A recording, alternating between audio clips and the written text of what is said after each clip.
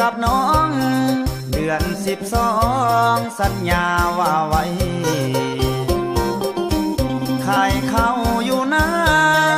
แล้วจะมาสู่ขอสามวัยเก็บเกี่ยวเข้าหน้าเมื่อไรอายจะไปจัดงานวิวาเห็นน้ำท่วมนาขอเปลี่ยนสัญญากับคนดีอายขอเปลี่ยนทันทีย้อนบ่มีเงินทองดังว่าหวังจะขายเขาจึงต้องเศร้าย้อนน้ำท่วมนาขอเลื่อนเอาไปปีหน้า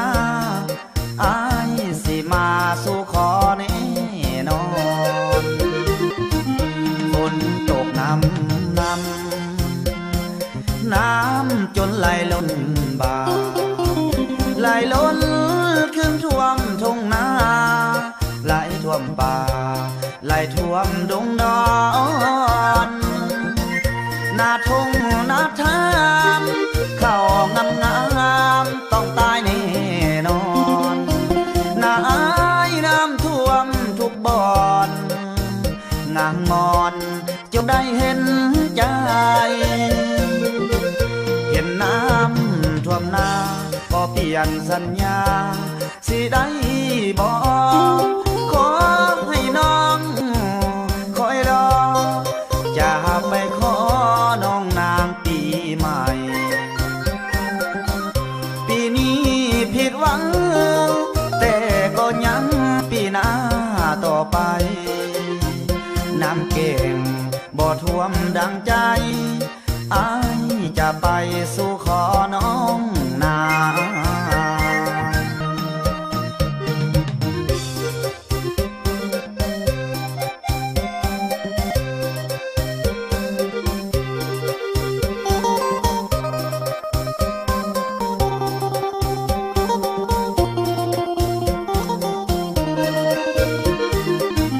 ฝนตกน้ำจนไหลล้น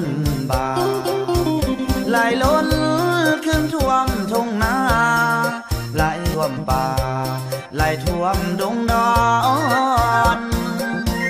นาทุ่งนาทามเข้างามต้องตายแน่นอน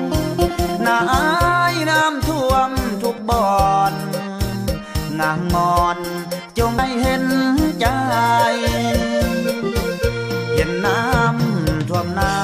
ขอเปลี่ยนสัญญาสิได้บอกขอให้น้องคอยรอจะไปขอน้องนางปีใหม่ปีนี้ผิดหวังแต่ก็ยังปีหน้าต่อไปน้ำเก่งบ่ท่วมดังใจอายจะไปสู่